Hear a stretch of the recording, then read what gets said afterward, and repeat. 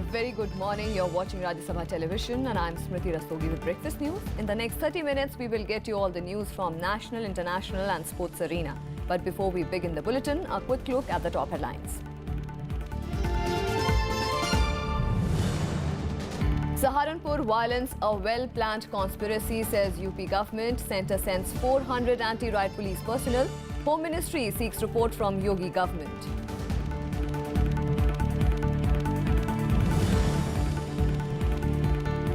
Army Chief meets Defence Minister, briefs him about situation in Jammu and Kashmir. Northern Command Chief visits units, reviews security.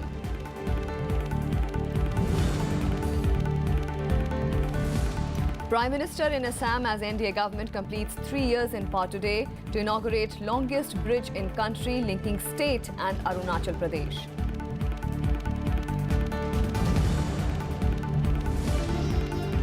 Opposition leaders to meet at lunch hosted by Congress President Sonia Gandhi. Discussion on possible joint presidential candidate expected.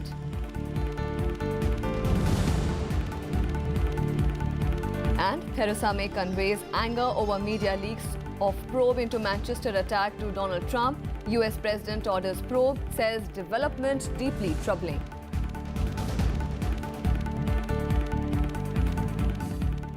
And straight to the top story, the Uttar Pradesh government has termed the recent caste-based violence in Saharanpur as a well-planned conspiracy.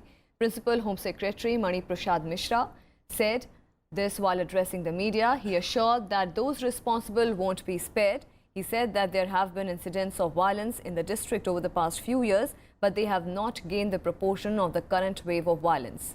He said that they met a number of people and tried to get a sense of the ground situation. He added that the situation is likely to normalize in the next 24 hours. मैं इन घटनाओं को बहुत विस्तार से यहाँ नहीं रखना चाहूंगा, लेकिन घटनाएं दुर्भाग्यपूर्ण रही हैं और ऐसा प्रतीत होने लगा है कि यहाँ के दो वर्ग में समुदाय में कोई फर्क है। लेकिन जैसा कि हमारे कुछ माननीय वक्ताओं ने कहा, निश्चित रूप से उनमें कोई फर्क नहीं है। उनके बीच में जो समरसता, जो सामंजस्य, जो सद्भाव था, आज भी है। और अगर कुछ हुआ है तो उसके पीछे ऐसे तत्व रहे हैं जो बाहरी तत्व हैं और जिनका कोई न कोई निहित स्वार्थ रहा है। Meanwhile, the centre has sent 400 anti-riot police personnel to Saharanpur in Uttar Pradesh to maintain the law and order situation there, where the caste-based clashes happened on Tuesday. The Home Ministry has also asked the Yogi Adityanath government to submit a report on the incident. Section 144 of the CRPC was imposed in the district to maintain peace, while internet and mobile services were suspended to prevent the spread of rumours. Here is the report. Even as the Yogi Adityanath government is in a firefighting mode to bring normalcy in the violence in Saharanpur, the centre on Thursday sought a report from the state government on the continuing violence in the district. The Home Ministry also asked for details on steps taken to restore peace. The violence has claimed 2 lives while several others were injured. Mobile and internet services were also suspended to maintain peace and ensure law and order. इसमें जो दोषी लोग हैं या जिनसे संभावना है breach of peace की, उनको पाबंद किया गया है, कार्रवाई की गई है और अभी और कार्रवाई की आवश्यकता है। सेंसिटिव एरिया आइडेंटिफाई करके उनको जोन्स में बांटा गया है। उसमें गस्टेड ऑफिसर्स पुलिस के और मजिस्ट्रेट्स लगे हुए हैं, वो भ्रमण कर रहे हैं, स्थिति असेस कर रहे हैं, उसके हिसाब से कार्रवाई भी कर रहे हैं। Meanwhile, the fresh violence in Saharanpur sparked a political slugfest with both the BJP government and the BSP blaming each other. जो मायावती जी आज वहाँ सहानुभूति जताने गई हैं, उन्हीं के कुछ लोगों की बोए हुए नफरत के जो बीज हैं, उसी का दुर्भाग्यपूर्ण परिणाम है। यदि इस संगठन से बीएसपी के कुछ भी संबंध थे, तो इस बात का खुलासा इन्होंने मेरे सहारनपुर जिले में जाने से पहले मीडिया आदि में क्यों नहीं किया था, और अब वहां मेरे जाने के बाद इस तरह की ये बातें मीडिया में क्यों प्रचारित कराई जा रही हैं, तो इससे ये स्पष्ट जाहिर हो जाता है कि उत्तर प्रदेश सरकार के खुफिया विभाग की ये रिपोर्ट पूरी तरह से राजनीतिक द्वेष से प्रेरित है, झूठी है व सरासर गलत है। Other opposition parties also accused the BJP of inciting communal tensions in Saharanpur. जिस प्रकार से दलितों का दमन किया जा रहा है सहारनपुर में, वो दिल दहलाने वाला है। आजाद हिंदुस्तान में कभी इस प्रकार की दुर्घटना जो सहारनपुर में दलित भाइयों के साथ हुई, कभी ऐसी नहीं हुई, और ये सब सरकार के संरक्षण और उनकी मर्जी से हुआ। भय का माहौल उत्तर प्रदेश में समा गया है। महिलाओं की कोई सुरक्षा नहीं है। इतना बड़ा जनादेश लेकर जनता के प्रति इतनी बड़ी गैर जिम्मेदारी और केवल बयान, कोई एक्शन नहीं, तो जनता जवाब जरूर मांगेगी इस पर। That Rohit Memula has happened during this regime. Why it is that Pahlu Khan happens in this regime? Why it is that Saharanpur happens in this regime? The state government has not been acting against those who commit such atrocities against Dalits. And after all, Mr. Yogi has taken oath in the name of Constitution. Earlier, the Saharanpur DM and SSP were suspended after they were unable to control the clashes between two communities in the area. The divisional commander and the DIG have been transferred out. Clashes occurred on Tuesday after BSP Supremo Mayawati's visit to Saharanpur.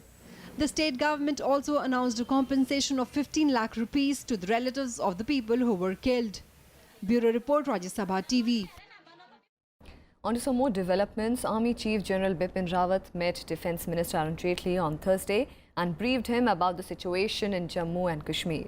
The meeting came a day after Jaitley said that army officers were free to take decisions in a war-like zone. The comments appear to justify Major Leetul Gogoi's action of tying a man to a jeep in Kashmir as a human shield to deter stone-pelting protesters. The army's decision to honour Gogoi, which according to it was for his sustained efforts in counter-insurgency operation, has come in for criticism from some quarters. The meeting also came after the Indian Army said that it launched punitive fire assaults on Pakistani positions across the line of control. It had on Tuesday also released a video of the military action which showed some structures in a forested area crumbling in a heap under the impact of the repeated shelling by the Indian Army. In a related development, the Army's Northern Command Chief visited the formations and units in North and South Kashmir and reviewed the prevailing security situation. He interacted with the troops and emphasized on the need for undertaking relentless intelligence-based operations.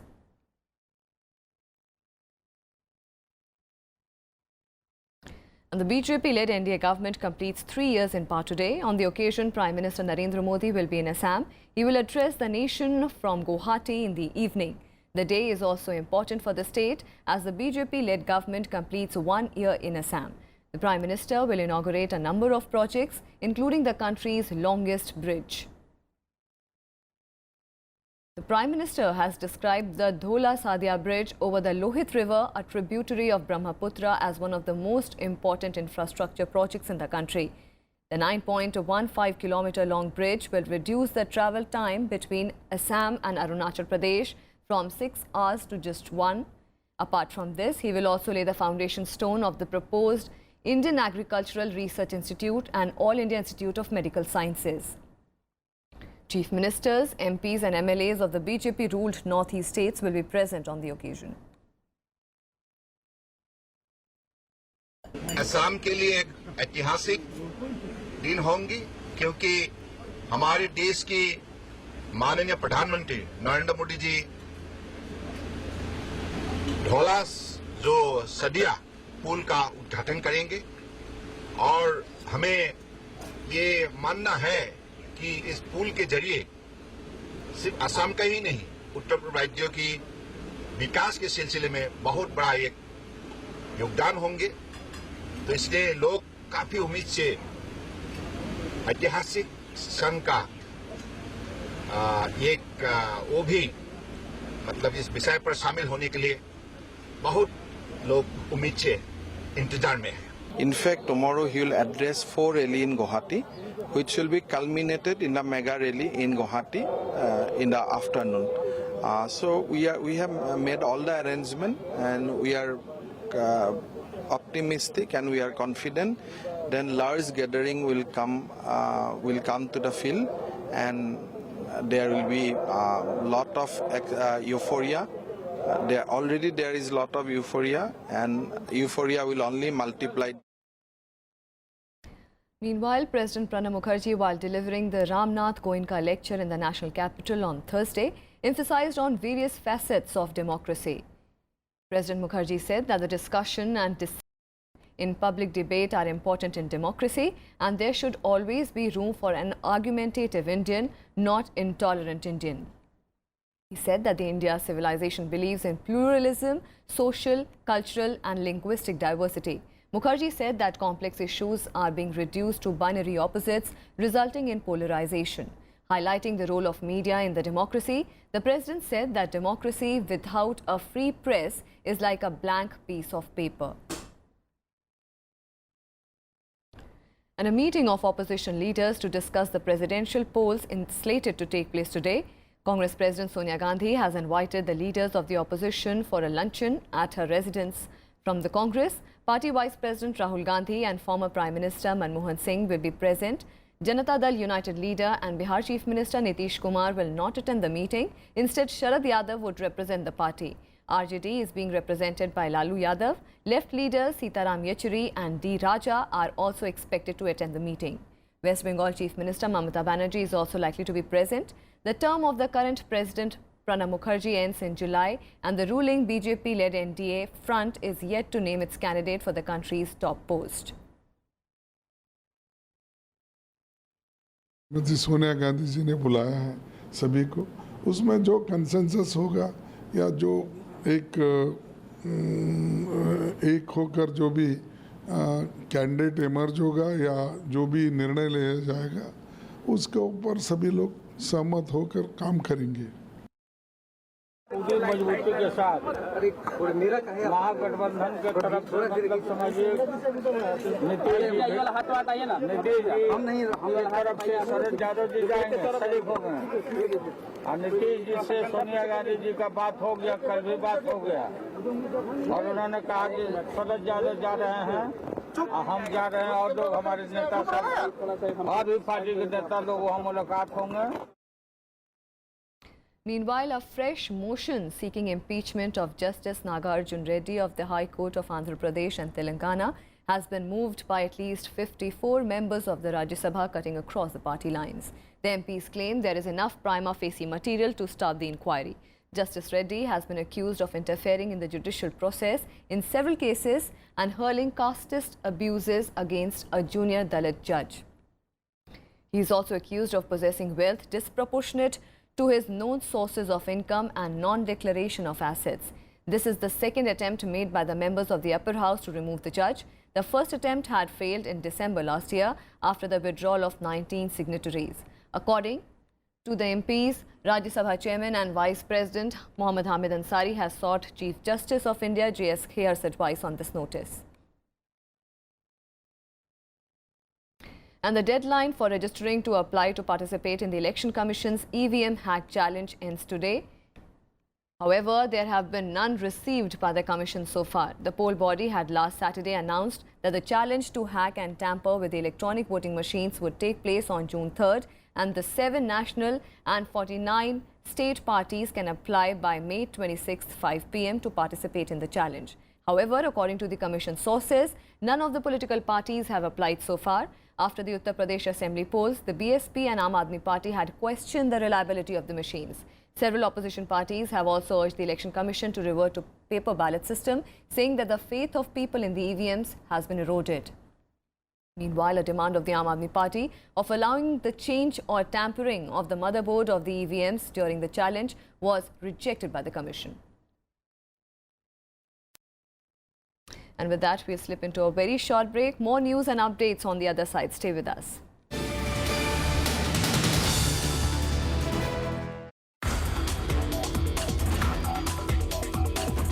This centre really will drive many new initiatives in many areas of science. We do have some institutes of excellence throughout the country, and TIFR is one, but they're not enough.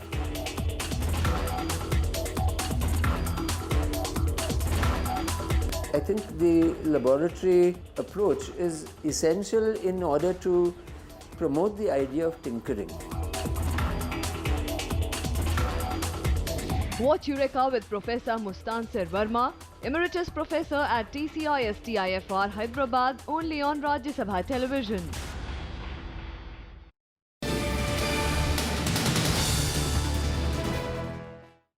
Welcome back. A rumor on social media about a school bus with 40 students falling into a gorge in Poonch district of Jammu and Kashmir on Thursday triggered anxiety. Massive searches were conducted before the news turned out to be false. Taking a serious note of the planned mischief, the state government has ordered a magisterial probe and registration of case into the spread of the rumor. The rumor about the bus falling into a gorge emanated during the day, after which the district administration, the army, the Air Force and several other agencies were ordered to initiate rescue and evacuation. However, after a massive search for the purported accident site, it turned out to be false alarm. The rumor spread on the social media groups and the media led to high alert in the twin border districts of Poonch and Rajouri. Assistance from the cyber wing of the police department has also been sought in the case. The government is contemplating slapping of the Public Safety Act against the culprits.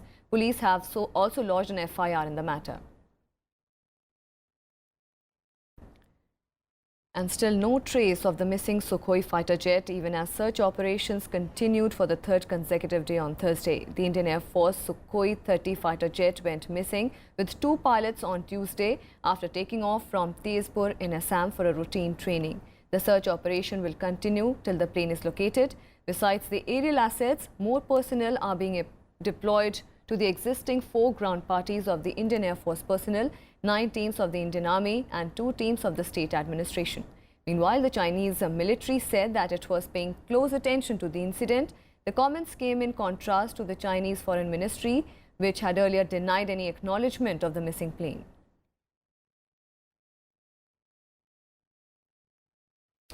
And after a verdict of the court in Islamabad, Indian citizen Uzma was brought back to India on Thursday. External Affairs Minister Sushma Swaraj accepted that the role of Pakistan government and judiciary is commendable in the case. While she thanked the neighbouring country for that, Uzma felt proud of being an Indian and thanked the Ministry of External Affairs.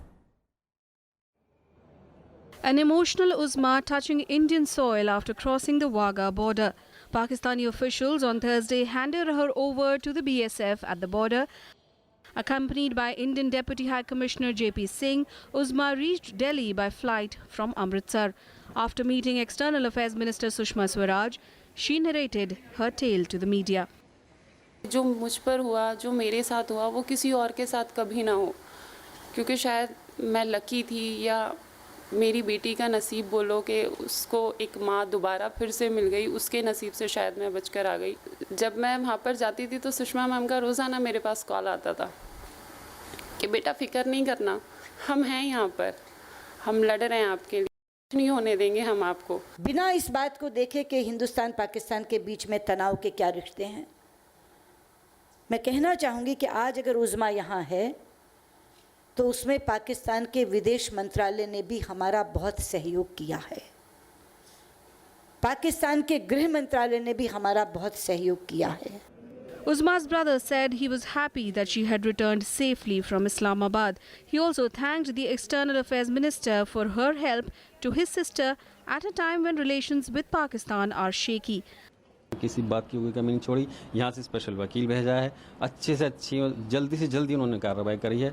इतनी जल्दी हो जाएगा ये उम्मीद नहीं थी। हमारी यहाँ की गवर्नमेंट ने हमारी पूरी हेल्प करी है, इसका मैं बहुत तहे दिल से धन्यवाद करना चाहता हूँ। Uzma says she was forced into marriage with Pakistani national Tahir Ali and kept in a remote place called Guner. Uzma revealed that she was always scared and was not treated well. Somehow she reached the Indian High Commission in Islamabad where she found shelter.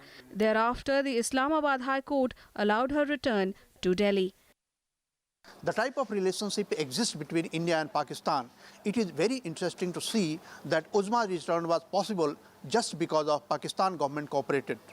It will be interesting to see further that how India-Pakistan goes further in the relationship, given the fact that we are fighting on Kulbhushan Jadhav. Akhilesh Suman for Rajya Sabha Television with camera person DK Pandey in Delhi.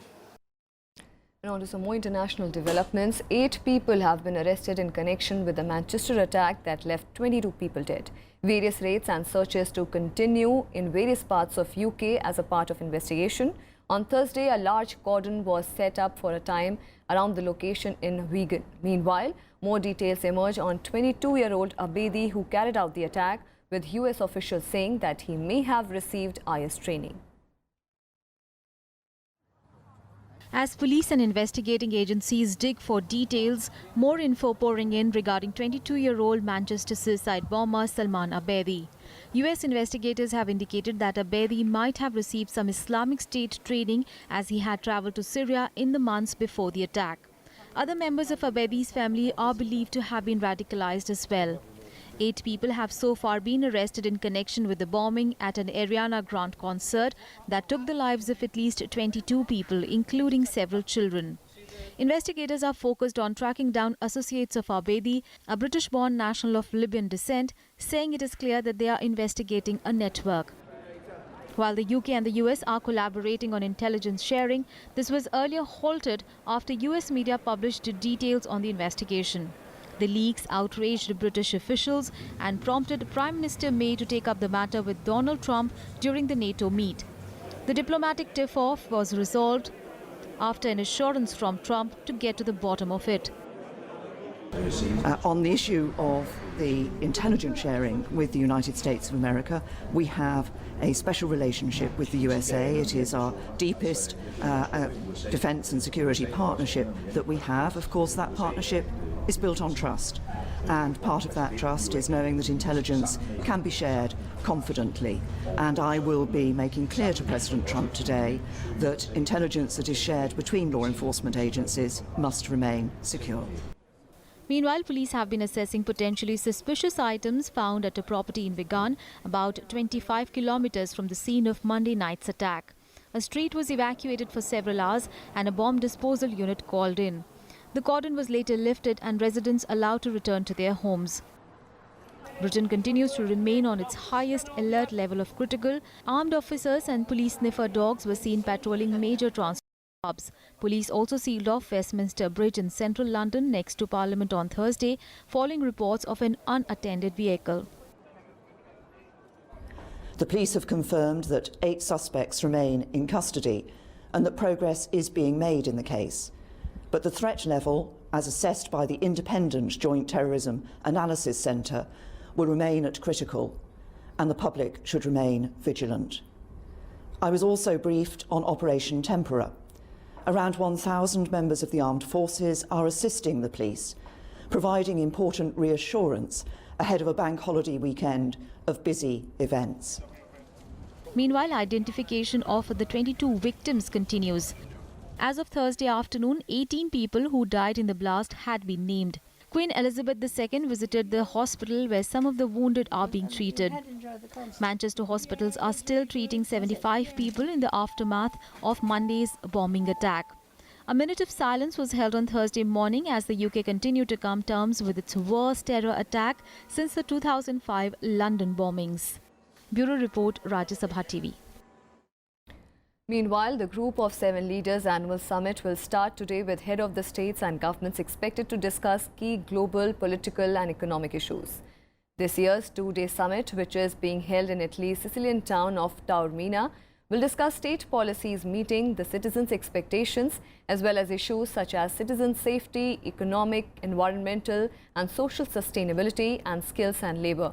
The G7 leaders are also expected to focus on fighting terrorism and Europe's migrant crisis. Other topics on the agenda include Monday's suicide bombing in Manchester and the 6-year-old Syrian conflict, as well as North Korea's nuclear ambitions.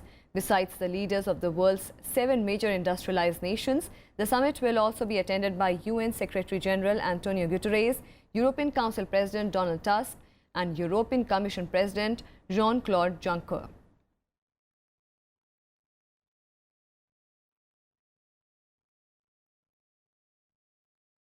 And a look at what else is making news across the world and World Wrap.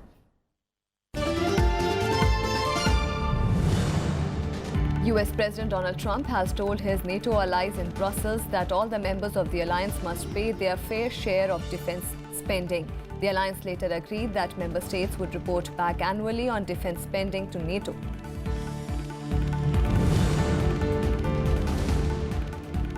US media has reported that President Donald Trump's son-in-law, Jared Kushner, a senior White House advisor, is under scrutiny by the Federal Bureau of Investigation in the Russia probe. Reports say that Kushner is being investigated because of his interactions with Russians, including the Russian ambassador and the banker from Moscow.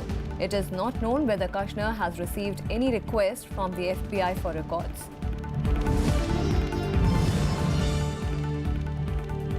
Greece's former Prime Minister Lukas Papademos was injured on Thursday when an explosive device hidden in an envelope detonated inside his car in central Athens. He was taken to hospital with his driver, who was also hurt. Papademos' injuries are not life-threatening.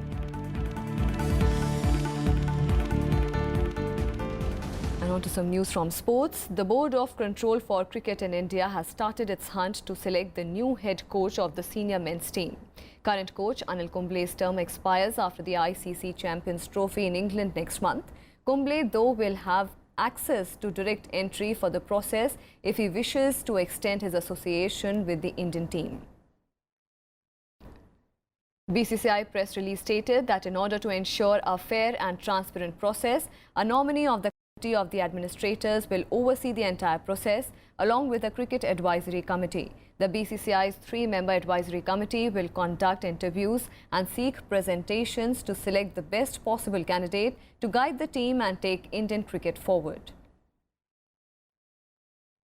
Last year, it was the same committee which appointed Anil Kumble as the head coach ahead of the former team director Ravi Shastri, who was also a front-runner for the job. Kumble has been the coach of the Indian team since the West Indies tour last year and has overseen 5 successive Test series wins as the coach. It was under Kumble's leadership that India reclaimed the #1 ranking in Test cricket. The BCCI and the Pakistan Cricket Board will meet in Dubai on May 29th to discuss the MOU signed between both the countries in 2014 to play bilateral series. The discussion will be on the financial losses which Pakistan had suffered due to India's constant refusal to play bilateral series as per agreement signed in 2014. Earlier this month, the PCB had sent a legal notice to its Indian counterpart, initiating proceedings to seek compensation from the Indian board for failing to honour the Memorandum of Understanding signed between the two cricket boards in 2014.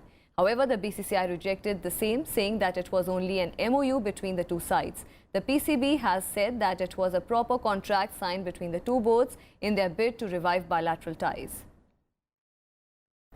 BCCI Acting Secretary Amitabh Chaudhary will represent the BCCI, Shahryar Khan will represent the PCB. And Indian shuttlers await an uphill task as they will take on China in the quarterfinals of the Sudhiraman Cup Mixed Team Badminton Championship in Gold Coast, Australia. After sealing the second spot in the group stages, 9th seed India is gearing up for an improved show against top seed China, which have emerged victorious in 10 of the 14 previous editions of the tournament.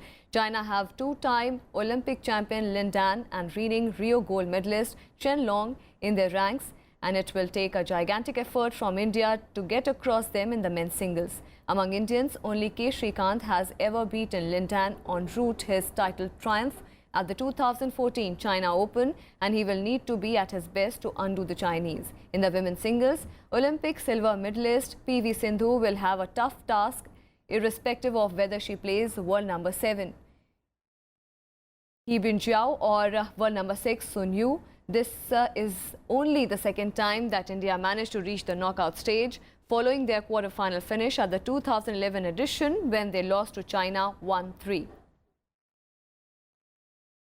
And that's all we have for you in this edition of Breakfast News. Keep watching Rajya Sabha Television.